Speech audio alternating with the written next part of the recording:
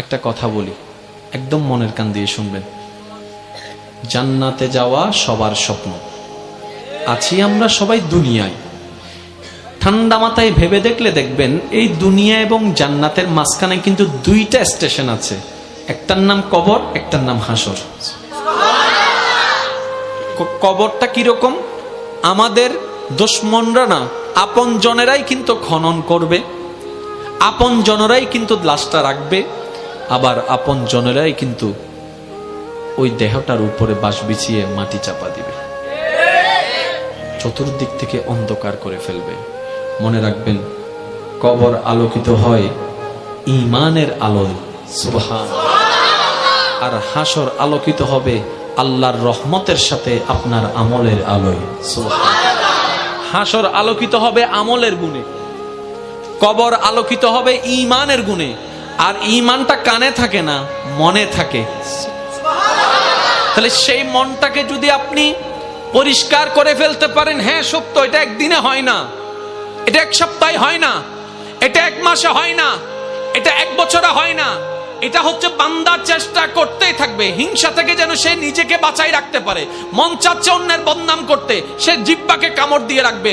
দুনিয়া উল্টায় যাক, আমি বদনাম করব না, আমি বদনাম করব না, আমি বদনাম করব না। মন বলছে তাকে মেরে ফাটাই ফেল রাগের কারণে। আপনি বলবেন দুনিয়া উল্টায় যাক, আমি তার গায়ে হাত তুলব না, আমি মাফ করে দিলাম, আমি মাফ করে দিলাম। কেউ একজন এসে বলল অমুক তোর নামে বদনাম করছে, যা যা বিশ্রী কথা বলছে, আপনি মুস্কি হেসে কথাটাকে রিসিভ করে বলবেন আলহামদুলিল্লাহ, আমি তাকে মাফ করে দিয়েছি। এভাবে যখন বান্দা চেষ্টা করতেই আছে, শয়তান আপনাকে হয়তো অন্তর ঘরে, না হয় বন্ধু বান্ধব দিয়ে কিছু কথা আপনাকে কানের মধ্যে পিন দিবে। যেমন কিছু কেউ আপনাকে এসে বলবে যে তুই কি ঠান্ডা হয়ে গেলি, তুই কি হার মেনে গেলি, তুই কি পরাজিত হয়ে গেলি, তুই মারতে পারিস মারস না কেন, তুই বলতে পারিস বলস না কেন, তুই বাধা দিতে পারিস দেশ না কেন।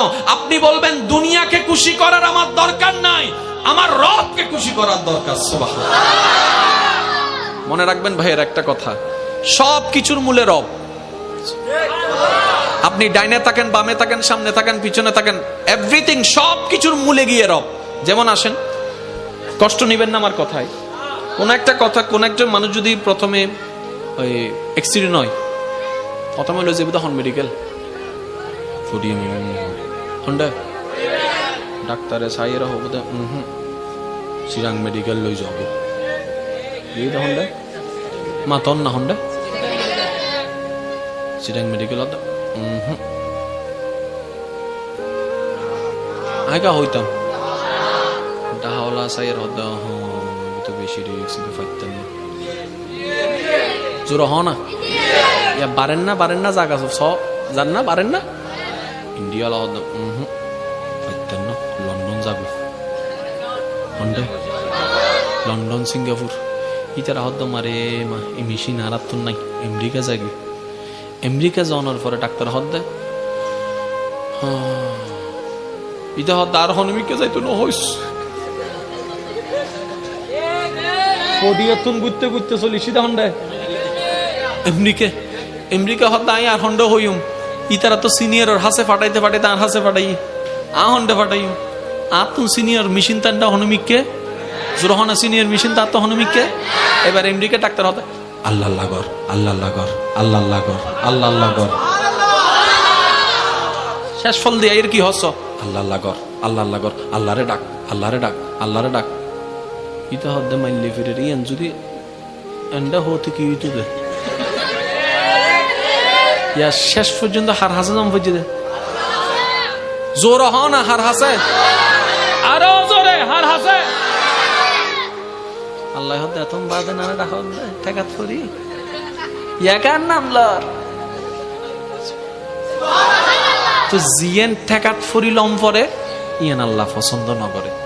আল্লাহ হদ্দে আল্লাহ পাক বলছেন বান্দার ঠেকাই পড়ে আসলে আমি রহমত করি, কিন্তু আমি বেশি খুশি হই যখন আমার বান্দার কোনো ঠেকা থাকে না, সে নিজে থেকেই আমাকে স্মরণ করে, নিজে থেকেই আমাকে ডাকতে থাকে। নিজে থেকেই আমাকে ভালোবাসতে থাকে, নিজে থেকেই আমার কাছে চাইতে থাকে, নিজে থেকেই আমার কাছে যখন সারেন্ডার করতে থাকে, আমি রব ওই বান্দার উপর বেশি খুশি হয়ে যাই। তাই তো 5 ওয়াক্ত ফরজ নামাজ আমার আদেশের কারণে আমার বান্দা দাঁড়িয়ে যায়। ব্যবসাকে পিছনে রেখে, চাকরিকে পিছনে রেখে, রান্নাঘরকে পিছনে রেখে, শত ব্যস্ততার মধ্যে আমার বান্দা 5 ওয়াক্তে 5 বার ওয়াক্তে ওয়াক্তে আমার ডাকে সাড়া দিয়ে নামাজে দাঁড়িয়ে যাচ্ছে। কেউ মসজিদে, কেউ যায় নামাজে, কেউ ঘরের মধ্যে, কেউ ব্যবসার মধ্যে, কেউ অফিসের মধ্যে, কেউ ফ্লাইটের মধ্যে, কেউ জাহাজের মধ্যে, কেউ নৌকার মধ্যে, কেউ গাড়ির মধ্যে।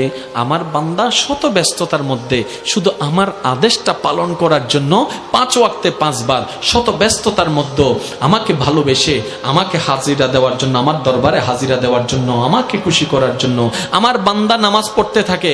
কিন্তু এর ভিতরেও যদি কোনো বান্দা রাতের ঘুমটা হারাম করে, যাই নামাজটা বিছিয়ে চুপি চুপি সবাই ঘুম তাহাজ্জুদের জন্য দাঁড়িয়ে যায়, আমি রব তখন আরো বেশি খুশি হয়ে যাচ্ছে। কেন? আমি আমার বান্দাকে বলিনি, সে নিজে থেকে এসেছে। আরেকটু জোরে বলেন। আমি আমার বান্দাকে বলেছি, বান্দা ঘুমাও। বান্দা দাঁড়ায় গেল জামাতে নামাজে, বান্দা দাঁড়ায় গেল যাই নামাজে। এবার ফেরেশতা জিজ্ঞেস করে, মাওলা সে তো ঘুমাই না, দাঁড়িয়ে আছে। বান্দা বলে যে আল্লাহ তোমারে চাই, তোমার রহমত চাই।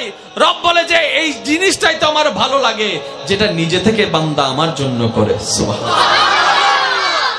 একটু দেখেন, এখানে কঠিন কিছুই নাই। মনে রাখবেন ভাইয়েরা, সব কিছুর মূলে হচ্ছে কে? তো যেখানে মূলটা আপনার আল্লাহ, আগে থেকে ওটা ওনাকে ধরে বসে থাকেন না। ওয়াতাসিমু বিহাবলিল্লাহ। সুবহানাল্লাহ। তাহলে কিন্তু আর এত দিক বেদিক ডাইন বাম করার কোনো সুযোগ দরকারই নাই। বলেন না?